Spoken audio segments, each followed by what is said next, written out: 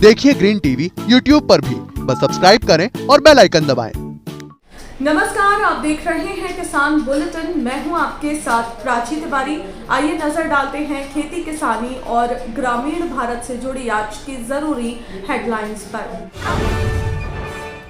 तेलंगाना के बाद अब आंध्र प्रदेश में सरकार ने किया बड़ा ऐलान। किसानों से की रबी सीजन में धान की खेती न करने की अपील। खेत में काम करने के दौरान चमकी किसान की किस्मत, मिट्टी में पड़ा मिला 50 लाख का हीरा। भारतीय कृषि अनुसंधान परिषद ने किसानों के लिए जारी की सलाह। आलू व टमाटर की खेती में झुलसा रोग से बचने के लिए ऐसा करें किसान। अभी हाल ही में कुछ दिनों पहले तेलंगाना के मुख्यमंत्री के चंद्रशेखर राव राज्य के कुछ किसानों से मिले और वहां उन्होंने किसानों से रबी सीजन में धान की खेती करने की बजाय बाकी अन्य फसलों की खेती करने की सलाह दी। दरअसल तेलंगाना में रबी सीजन में धान की खेती करना एक बड़ा मुद्दा बना हुआ है।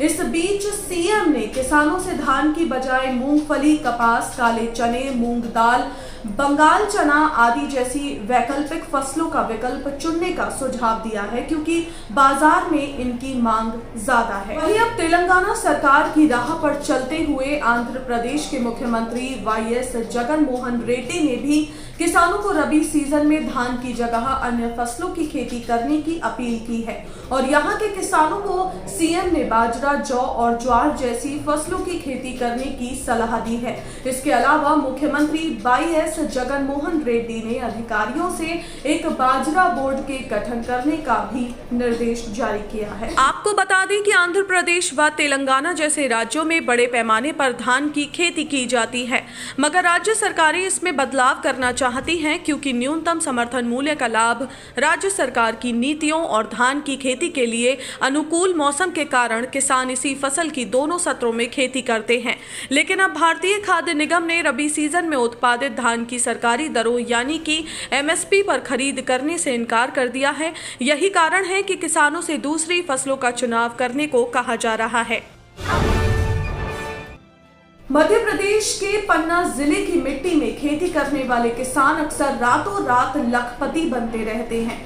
दरअसल पन्ना जिला हीरा खदानों के लिए काफी मशहूर माना जाता है, जिसके चलते हाल में एक ऐसा ही मामला सामने आया है जहां किसानों को खुदाई के दौरान हीरा मिला और वो लखपति बन गए।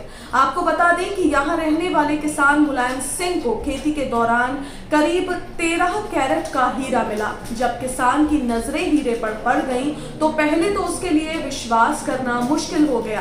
पहली नजर में उसे हीरा किसी पत्थर की तरह लगा, लेकिन जब उसने ध्यान से देखा तो वो हीरा ही था। वहीं जब उन्होंने इसे वजन किया तो वो 13 कैरेट वाला हीरा निकला। इसके बाद उन्होंने अपने साथियों के साथ जब खुदाई की तो इस दौरान उन्हें 6 और छोटे हीरे मिले। हीरा कार्यालय के अनुपम सिंह के मुताबिक कच्चे हीरे की बाजार में कीमत करीब 50 लाख रुपए आंकी गई है, लेकिन वास्तविक कीमत नीलामी में सरकारी दिशा निर्देशों के मुताबिक ही तय की जाएगी।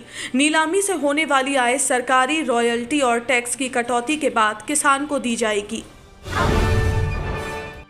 आलू की खेती का सीजन चल रहा है। किसान अपने खेतों में आलू और टमाटर की खेती के काम में लगे हुए हैं।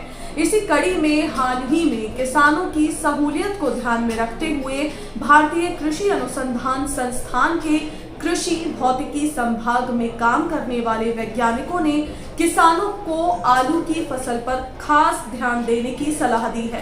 वैज्ञानिकों द्वारा किसानों को दी गई सलाह के मुताबिक किसान इस समय अपनी आलू की खेती में उर्वरक की मात्रा डालें और फसल में मिट्टी चढ़ाने का काम करें।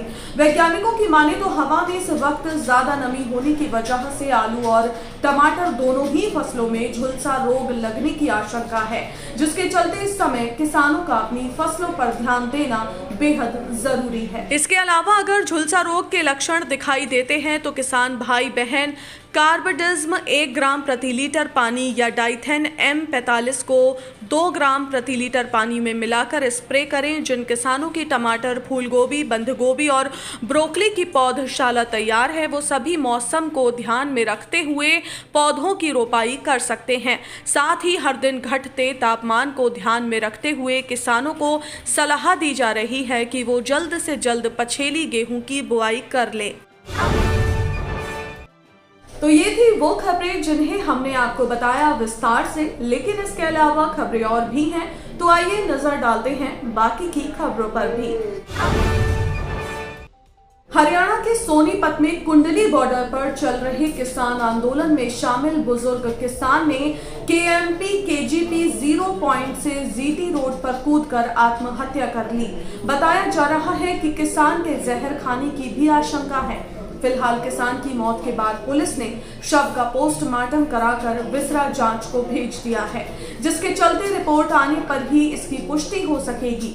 आपको बता दें कि गांव न्यात निवासी धर्मपाल कुंडली में चल रहे किसान आंदोलन में शामिल होने आए थे। धर्मपाल ने बुधवार दोपहर को करीब 30 फुट ऊंचाई पर केजीपी केएमपी के 0 पॉइंट से छलांग लगा दी। उनके नीचे गिरते ही शोर मच गया। उन्हें तुरंत सामान्य अस्पताल में ले जाया गया, जहां पर उन्हें मृत घोषित कर दिया गया। किसान के एक साथी की माने तो वो पिछले एक सप्ताह से किसान और सरकार के बीच कोई फैसला नहीं होने के चलते काफी परेशान थे और इसी कारण उन्होंने आत्महत्या कर ली। अगले 2 सालों में गोरखपुर बस्ती मंडल के गन्ना किसानों पर एथेनॉल रुपए की बारिश करने वाला है। गन्ने के लिए मशहूर इस बेल्ट के किसान गन्ने की खेती से मालामाल होंगे। दरअसल गोरखपुर की रैली में प्रधानमंत्री नरेंद्र मोदी गोरखपुर बस्ती मंडल के गन्ना किसानों को बड़ी ऊर्जा दे गए हैं। प्रधानमंत्री नरेंद्र मोदी खाद्य कारखाना परिसर से स्पष्ट संकेत दे गए हैं कि हर साल कच्चे तेल के आयात पर खर्च होने वाले 5 से 7 लाख करोड़ रुपए की लागत को कम किया जाएगा। इसके स्थान पर एथेनॉल को प्रमोट कर किसानों की आय बढ़ाई जाएगी। ऐसे में एथेनॉल का निर्माण पर्यावरण संरक्षण के लिए भी शुभ संकेत है। खबर की माने तो प्रधानमंत्री के इस मिशन में गोरखपुर बस्ती मंडल के किसान बड़ा योगदान देने वाले हैं। उन्हें इसका अच्छा लाभ भी मिलेगा। इसकी बड़ी वजह है कि अगले 2 सालों में प्रदेश के गोरखपुर बस्ती मंडल में सबसे ज्यादा एथेनॉल प्लांट होंगे।